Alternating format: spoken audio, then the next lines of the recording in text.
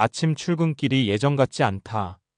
계단을 오를 때 한 번 더 숨을 고르고 달력에 적힌 숫자보다 정년이라는 단어가 먼저 눈에 들어온다.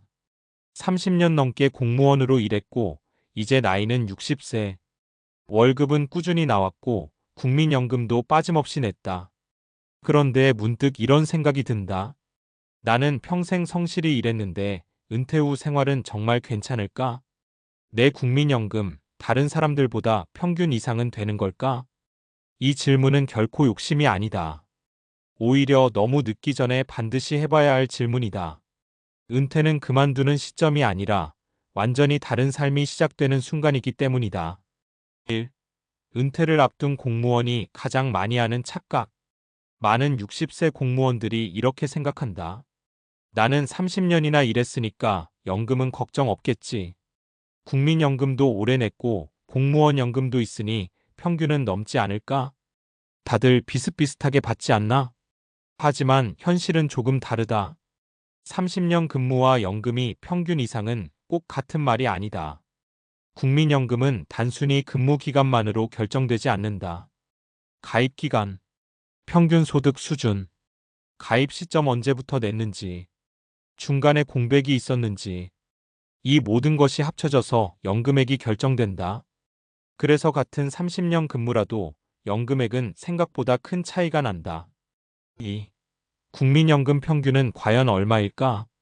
2024년 기준으로 보면 국민연금 수급자의 평균 수령액은 월 약 60만 70만 원 수준이다. 여기서 중요한 포인트가 있다. 이 평균에는 가입 기간이 짧은 사람, 소득이 낮았던 사람, 일찍 가입하지 못한 사람 모두 포함돼 있다. 즉, 평균 이상이다라는 말이 곧 생활이 가능하다는 뜻은 아니다. 공무원으로 30년 근무했다면 국민연금만 놓고 보면 평균보다 높을 가능성은 분명 있다. 하지만 문제는 그 금액으로 은퇴 후 삶의 질이 유지되느냐다. 3. 은퇴 후 삶은 월급 없는 2030년. 요즘 60세 은퇴는 빠른 편도 아니다. 평균 수명을 생각하면 은퇴 후에도 20년 이상을 살아야 한다. 이 20년 동안 필요한 것은 단순한 생존비가 아니다. 병원비와 건강관리 비용, 자녀 지원 또는 손주 관련 지출, 취미, 여행, 인간관계 유지 비용, 예상치 못한 큰 지출, 월 200만 원으로 사는 것과 월 300만 원으로 사는 삶은 전혀 다르다. 국민연금이 평균보다 조금 많다고 해서 안심해도 된다고 말하기는 어렵다. 4. 사례로 보면 훨씬 현실적으로 보인다. 사례 나는 평균 이상이라 생각했는데 김모 씨 60세, 지방직 공무원, 근속 32년. 국민연금 오래 냈고 공무원이니까 당연히 평균 이상일 줄 알았어요. 막상 예상 수령액을 확인해 보니 월 85만 원 정도더라고요.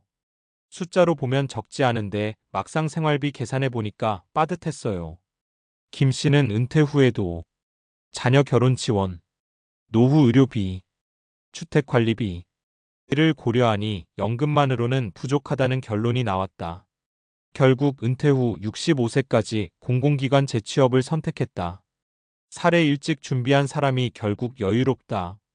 이모 씨 62세, 국가직 공무원, 근속 30년. 50대 초반에 국민연금 예상액을 미리 확인했어요. 평균보다 높긴 했지만 이걸로는 부족하겠다 싶더라고요. 이 씨는 개인연금 추가 가입, 은퇴 전 생활비 구조 조정, 주택대출 조기 상환을 미리 준비했다.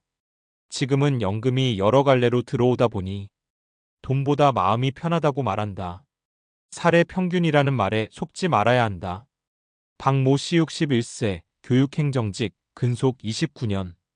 주변에서 다들 국민연금 평균은 넘을 거다라고 하니까 안심했죠.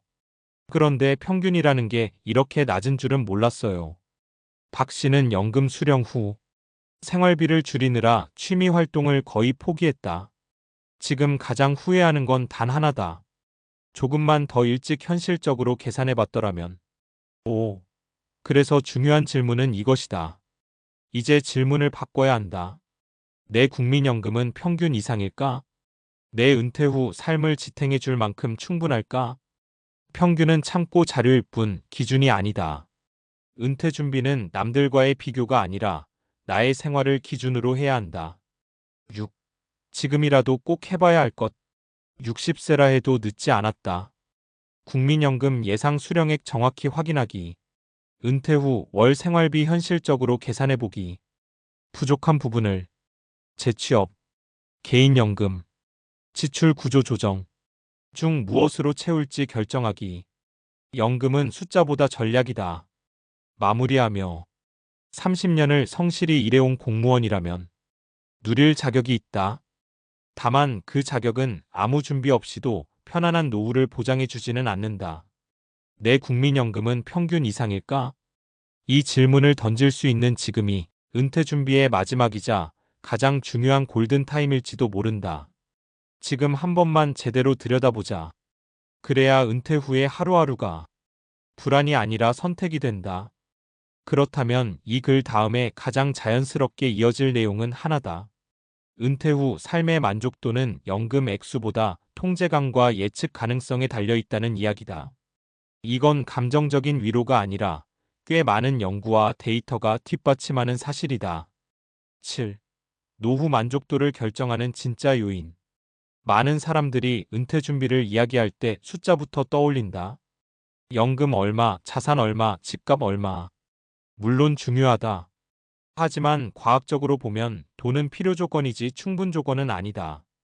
노년학 제런탈러집과 행동경제학 연구를 보면 은퇴 후 삶의 만족도를 가장 크게 좌우하는 요소는 다음 세 가지다. 소득의 크기보다 소득의 안정성. 얼마를 버느냐보다 내가 조절할 수 있느냐. 돈보다 예측 가능한 생활 리듬. 국민연금이 중요한 이유도 바로 여기에 있다. 액수가 아주 크지 않더라도 매달 끊기지 않고 들어온다는 확실성은 노년기의 불안을 크게 줄여준다. 8. 뇌과학적으로도 불확실성은 스트레스다. 이건 기분 문제만이 아니다. 뇌과학적으로도 설명이 된다. 사람의 뇌는 돈이 적을 때보다 앞으로 어떻게 될지 모를 때 스트레스를 훨씬 더 크게 느낀다. 이를 불확실성 스트레스 UNCERTAINTY 스트레스라고 한다. 특히 60대 이후에는 새로운 수입원을 만들 능력이나 체력이 줄어들기 때문에 이 불확실성은 젊을 때보다 훨씬 크게 다가온다. 국민연금이 평균 이상인지 아닌지를 따지는 이유도 사실은 이 질문 때문이다. 앞으로 최소한의 생활은 유지될까? 갑자기 돈이 끊기는 일은 없을까?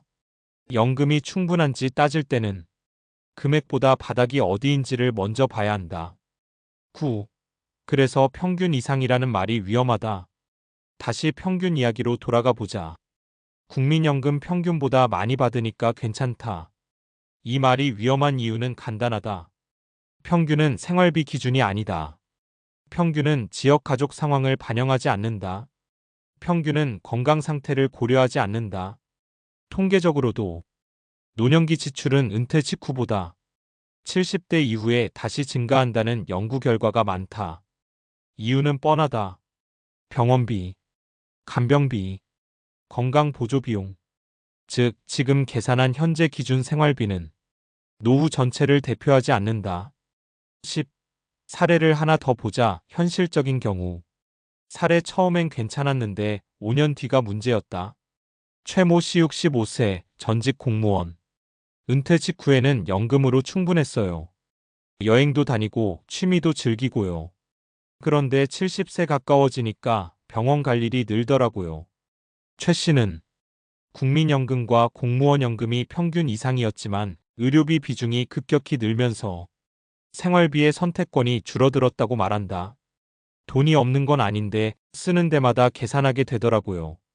그게 제일 힘들었어요. 이 말이 핵심이다. 노후의 불행은 가난보다 자유가 줄어드는 느낌에서 온다. 11. 그래서 은퇴 설계의 핵심은 이것이다. 이 지점에서 은퇴 설계의 방향이 분명해진다. 국민연금이 평균 이상인가? 참고용. 은퇴 후 고정 지출을 커버하는가? 필수. 예상치 못한 지출을 감당할 여지가 있는가? 핵심. 특히 공무원 출신 은퇴자들이 놓치기 쉬운 부분이 있다. 나는 평생 안정적인 조직에 있었으니까 은퇴 후에도 자연스럽게 안정적일 것이다. 하지만 은퇴는 조직의 안정성이 개인에게 이전되는 순간이다. 이전되지 않으면 안정감은 사라진다. 12. 지금 시점에서 가장 현실적인 전략. 과학적 통계적으로 봤을 때 60세 전후 공무원에게 가장 현실적인 전략은 이렇다. 연금을 소득이 아니라 바닥 자산으로 인식하기. 생활비를 필수 지출, 선택 지출로 명확히 나누기. 선택 지출을 조절할 수 있는 구조 만들기. 재취업, 시간제 일 연금 이연 등. 이렇게 하면 연금이 평균 이상이든 아니든 삶의 통제감은 유지된다. 13. 결국 은퇴 준비의 본질. 은퇴 준비의 본질은 부자가 되는 게 아니다. 불안하지 않게 늙어가는 것, 그리고 선택권을 가진 채로 나이 드는 것이다. 국민연금이 평균 이상인지 묻는 순간 사실 우리는 이미 알고 있다.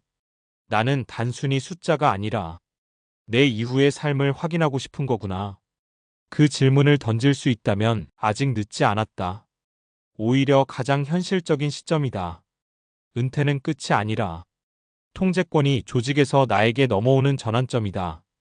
그 전환을 준비하는 사람만이 노후를 견디는 시간이 아니라 살아가는 시간으로 만들 수 있다.